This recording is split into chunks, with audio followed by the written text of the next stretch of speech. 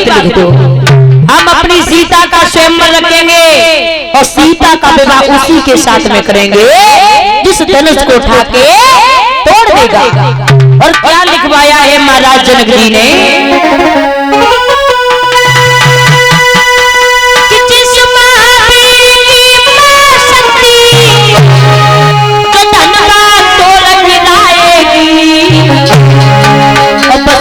पीर को निरभिवाद जानकी विभाई जाएगी।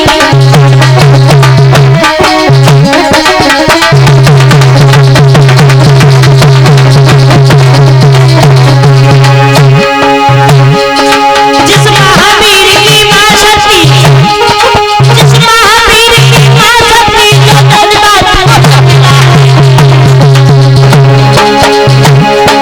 जो उसी पीर को निरभिवाद जानकी विभाई जाएगी।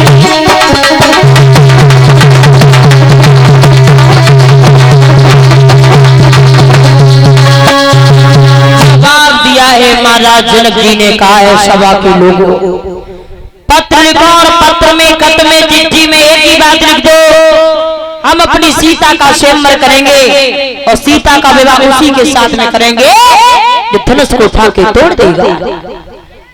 चारों तरफ पत्र भिजवा दिए। प्रमाण तो ये मिलता है कि जनक जी ने हर जगह पत्र भेजा, लेकिन ऐसी कौन सी आपत्ति आ गई थी जो अयोध्या में पत्र नहीं भेजा। यहाँ बुजुर्ग बैठे हैं, जरा ध्यान से सुनना। महाराज जनक जी को एक बहुत बड़ी शंका थी, उस शंका के कारण जनक जी ने अयोध्या में पत्र नहीं भेजा।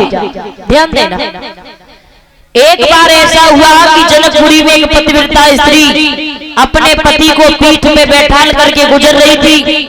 तो संत जी समाधि लगाए हुए बैठे थे, वो पतिव्रता स्त्री को दिखाई नहीं दिया। आगे बढ़ करके महाराज उसका पैर संत जी के कमंडल में जाके लग गया और जैसे ही जल फैला है तपस्या भंग हो गई। जवाब दिया है संत जी ने, कहा है तुम अपने पति के प्यार में इतनी अंधी हो, लेकिन जाओ ये मेरा श्राप है, तुमने तपस्या को भंग किया है तो सवेरा होते ही तुम्हारे पति की मौत हो जाएगी। तो पतिव्रता स्त्री ने जवाब दिया, देखो अगर तुम सच्चे संत हो तो हम भी सच्ची सती हूँ, अगर हमारे पति की मौत हो जाएगी तो जाओ, अगर सच्ची पतिव्रता स्त्री होंगे तो हम सवेरा होने ही नहीं देंगे।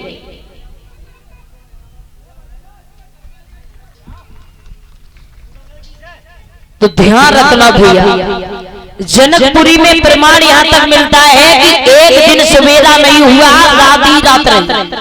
अब जनक जी बड़े हैरान है, व्याकुल है, अरे क्या बात है, चारों तरफ खबर भिजवा दी। बोले भैया देख के आओ, लगता है कहीं सती और संत में युद्ध चल रहा है। देखा है जाकर के तो जनक जी से कहा है कि आपकी इसी नगरी में कोई पतिव्रता स्त्री आई है, उसी की ये करामात है। जनक जी पहुंच गए, जवाब दिया आप सवेरा क्यों नहीं करवा रही हो, हमें यहाँ तक सूचना मिली है कि आपने ये अंधेरा करवा रखा है। तो जवाब दिया है महाराज जनक जी, आप यहाँ के राजा हो और आपको ये पता होना चाहिए कि जिस पत्नी का पति मर जाए संसार में क्या उसका कोई होता है, और सवेरा होगा तो हमारी पति की मृत्यु हो जाएगी, इसलिए मैं सवेरा नहीं करवा सकती हूँ। तो जनक जी ने जवाब दिया, जब सवेरा नहीं होगा तो हम लोग कहाँ कैसे रहेंगे, अरे हम लोग जिंदा नहीं रह सकते हैं, कोई उपाय हो।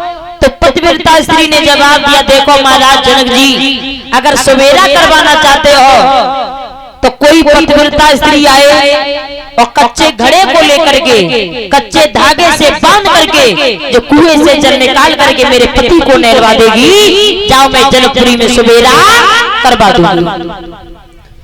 तो ये खबर महाराज जनक जी ने भेजी है अयोध्या में, कहा मैया कौशल्या के लिए। अब कौशल्या ने जैसे ही पत्र पढ़ा तो सज धज के मैया तैयार हुई, और जैसे ही तैयार हुई तो मैत्रानी ने आकर के रोक लिया। जवाब दिया, कहाँ जा रही हो, नन्हे नन्हे से कामों में इतनी जल्दी चल देती हो, अरे ये छोटा सा काम मैं भी कर लूंगी। अब वो मैत्रानी भी एक पतिव्रता स्त्री थी, तो कौशल्या का काम जो था वो मैत्रानी ने जाकर के कच्चे घड़े को लिया, कच्चे धागे से बांध करके कुएं से जल निकाल करके जब उसके पति को नहलवाया, तब महाराज जनकपुरी में सवेरा हुआ। अब वहीं आ जाए, जनक जी को ये बहुत बड़ी शंका थी कि पहले तो मैंने कौशल्या के लिए पत्र भेजा था और वो काम एक मैत्रानी ने आकर के किया, और अगर ये सीता का स्वयंवर का पत्र अगर हम अयोध्या में भेज रहे हैं तो ऐसा तो नहीं है कोई अर्धवर्ग का आए और सीता के साथ में विवाह करके चला जाए। ये महाराज जनक जी को बहुत बड़ी शंका थी, इसलिए अयोध्या में पत्र नहीं भेजा। ध्यान उसी विधि पे रखते। इधर महाराज पत्र चारों तरफ भिजवाए, आजमगढ़ में भी पत्र पहुंच गया। जब विश्वामित्र जी राम और लक्ष्मण को साथ लेकर गए निवास कर रहे थे, कुआर की शुक्ल पक्ष की एकादशी के दिन, कुआर की शुक्ल पक्ष की एकादशी के दिन खबर लगी, और कुआर की शुक्ल पक्ष की द्वादशी के दिन राम और लक्ष्मण को साथ लेकर के आज विश्वामित्र जी वहां से प्रस्थान करते हैं जनकपुरी के लिए। ऐसा ही नहीं कि पाते ही खबर स्वयंवर की असली जनक राज के धाम चले,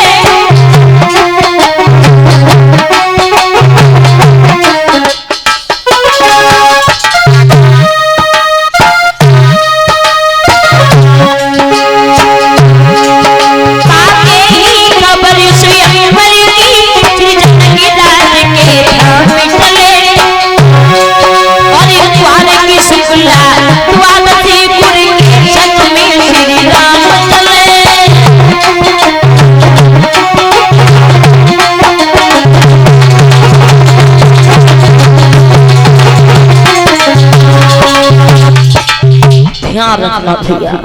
राम और लक्ष्मण को साथ लेकर के विश्वामित्र जी जैसे ही चले हैं तो बढ़ते चले गए। विश्वामित्र जी आगे क्या देखा है, बड़ा सुंदर सा बगीचा नजर आया, निर्जन बगीचा है, पशु पक्षी भी नजर नहीं आ रहे,